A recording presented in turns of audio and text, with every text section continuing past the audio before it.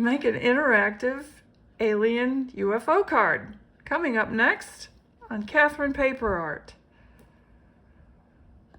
So in today's video, I am making a motorized spinning UFO card. And I'm using the UFO Hello die set from Trinity Stamps. It's an older set, and but it's still a lot of fun. I think it's still available, but anyway, yeah, it doesn't have, oh, it's from 2025, so I'm sure it's probably still available. It's a fun set, and it lends itself to being motorized. So I bought these little motors. These are coreless motors from Amazon, and you can get them relatively inexpensive. They're usually sold as a pack of 5 or a pack of 6, and I got the smallest ones I could get. And they're very easy to work. If you've done anything with Chibitronics, these are even easier. So, speaking of Chibitronics, I also decided to make this a light-up card as well as a spinning card. So, I've already started this, and what I decided was that I would just have the lights permanently on. And I'm still really disappointed with Chibi lights because these are brand new. And while they all worked at the start, now you can see like half of them aren't even lighting up. But anyway, the motor is very easy to operate. You just have 2 wires, a red and a blue, negative or positive. Doesn't matter which way you go. And you just connect it to a battery, and then it will spin. Now, it does require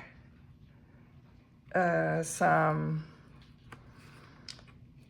elevation, I should say, because you can see the motor is quite tall, and the spindle is where you need to put your element that's going to spin, in this case the UFO. And I thought with all the talk about UFOs lately on the news, what better timing would there be to put a UFO card out there? So, oops, I am going to finesse this a little bit more and see how I can. You can see I have a center of this, but the thing is the weight on this, the alien kind of makes it tip that way because of the weight. And so what I've done is I've popped it up with double foam squares, and these are the 2 millimeter, so it's actually sticking up 4 millimeter.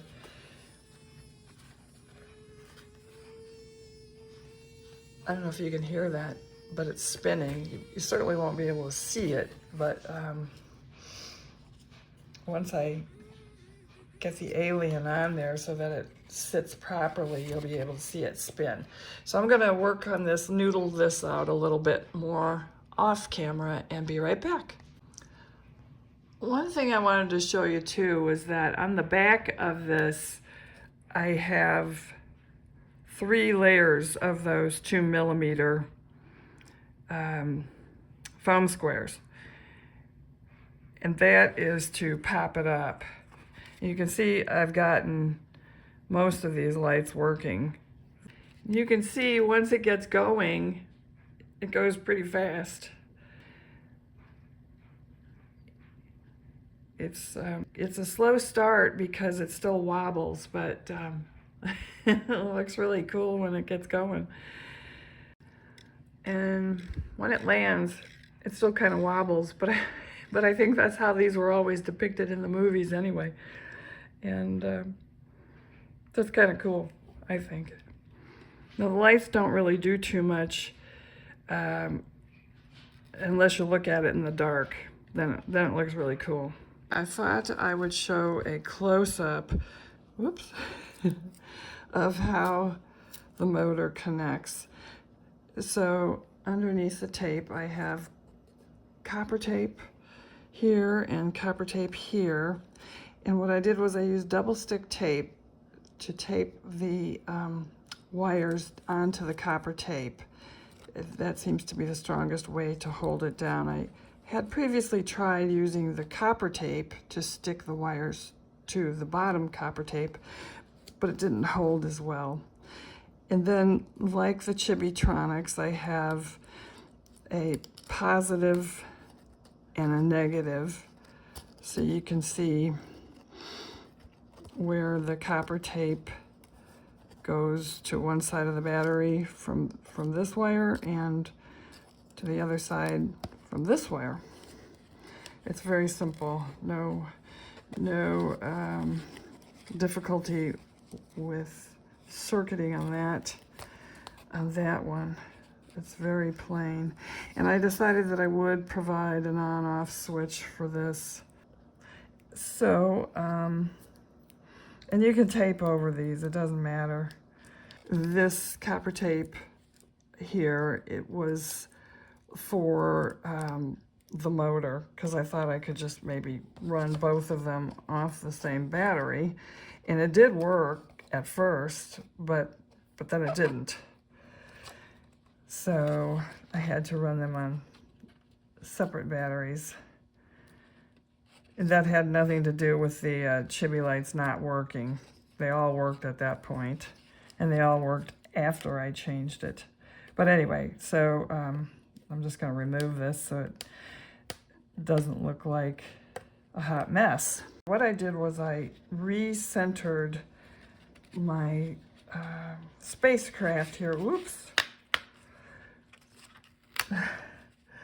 so that it wouldn't wobble as much. And it's a much smoother ride now, you can see. So I'll finish taping this down and then get the sentiments. Okay, I've got my sentiments on and some stars and asteroids.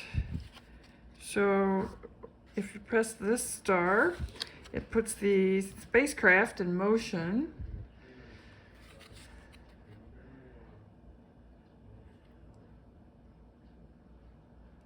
Okay, and then if you press this asteroid,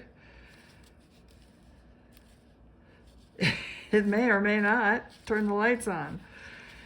They're iffy, and half of them don't work anyway. So I'm not concerned about the lights. But anyway, the sentiments are, you've abducted my heart, and I love you.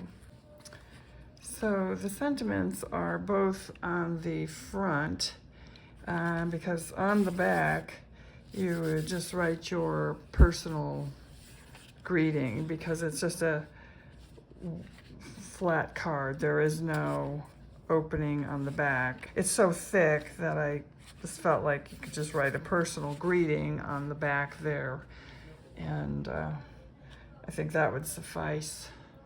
So now I have these domes that I bought, again, off Amazon. Of course, you don't even have to use a dome.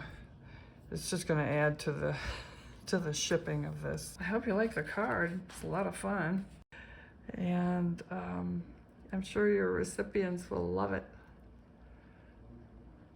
I hope you liked this video, and if you did, please leave us a thumbs up. And thank you for watching.